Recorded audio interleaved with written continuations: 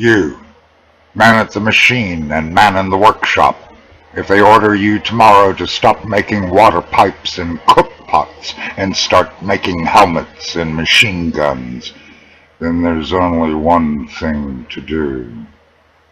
Say, no! You, girl behind the counter and girl at the office, if they order you tomorrow to fill hand grenades and mount scopes on sniper rifles, then there's only one thing to do. Say, no! You, factory owner, if they order you tomorrow to sell gunpowder instead of talcum powder and cocoa, then there's only one thing to do. Say, no! You, researcher in the laboratory, if they order you tomorrow to invent a new death to do away with old life, then there's only one thing to do. Say, no! You, poet in your room, if they order you tomorrow not to sing love songs but songs of hate, then there's only one thing to do. Say, no! You, doctor at the sick bed, if they order you tomorrow to certify men as fit for war, then there's only one thing to do. Say, no! You, minister in the pulpit, if they order you tomorrow to bless murder and praise war as holy, then there's only one thing to do. Say, no! You, captain on the steamer, if they order you tomorrow not to transport wheat but cannons and tanks, then there's only one thing to do. Say, no! You, pilot at the airfield, if they order you tomorrow to carry bombs and incendiaries over cities, then there's only one thing to do. Say, no! You, tailor at your table, if they order you tomorrow to start sewing uniforms, then there's only one thing to do. Say, no! You, judge in your robe, if they order you tomorrow to report to the military court, then there's only one thing to do. Say, no! You, man at the train station, if tomorrow they order you to give the signal for the ammunition and the troop trains to depart, then there's only one thing to do. Say, no! You, man in the village and man in the city, if they come for you tomorrow and with your induction papers, then there's only one thing to do. Say, no! You, mother in Normandy and mother in the Ukraine, you, mother in Frisco and London, you on the banks of the Wangho and the Mississippi, you, mother in Nepal and Hamburg and Cairo and Oslo, mother in all regions of earth, mothers all over the world, if they order you tomorrow to bear children, nurses for military hospitals and new soldiers for new battles, mothers all over the world, then there's only one thing to do. Say, no! Mothers, say, no! Because if you don't say no, if you don't say no, mothers, then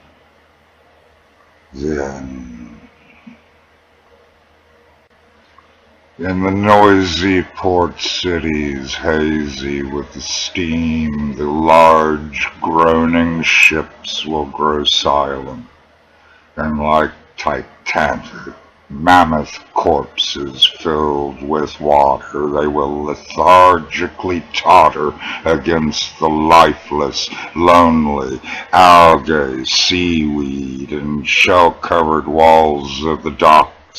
The body that previously appeared so gleaming and threatening, now reeking like a foul fish cemetery, rotten, sickly, and dead. The street cars will be senselessly bent and dented like dull, glass-eyed bird cages, and lie like petals beside the confused steel skeletons of the wires and tracks, behind rotten sheds with holes in their roofs and lost crater-strewn streets. A mud-gray, heavy, leaden silence will roll in, voracious and growing in size, will establish itself in the schools and universities and theaters, on sports fields and children's playgrounds, horrible and greedy and unstoppable. The sunny, juicy grapes will spoil on the neglected slopes. The rice will dry up in the desolate earth. The potatoes will freeze in the plowed fields, and the cows will stretch their dead, rigid legs into the sky like upturned milking stools.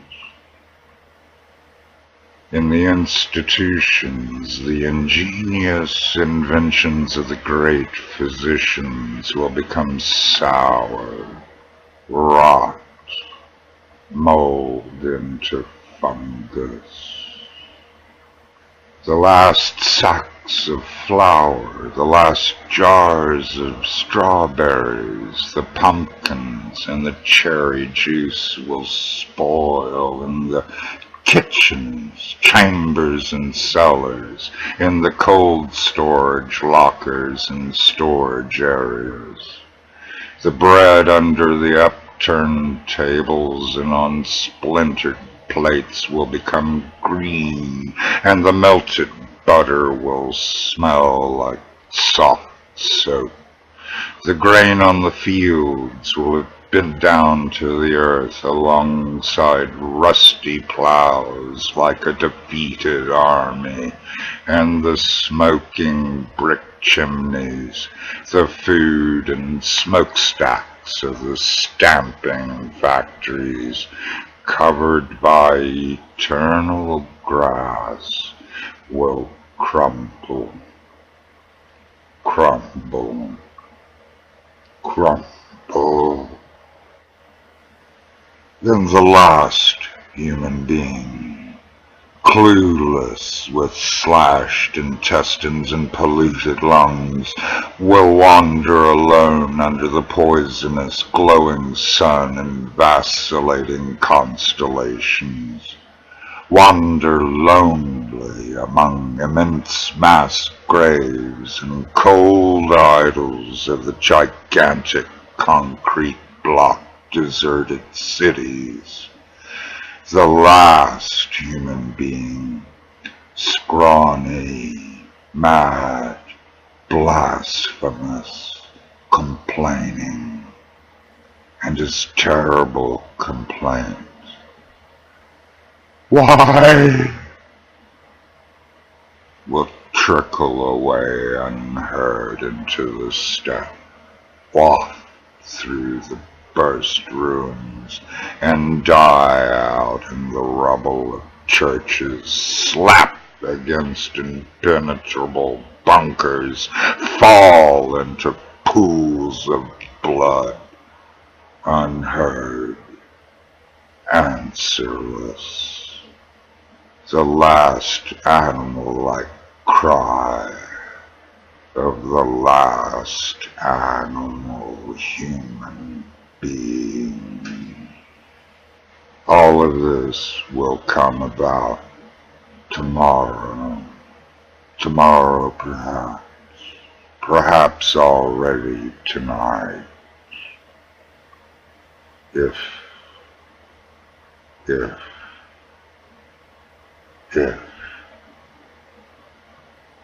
you don't say no!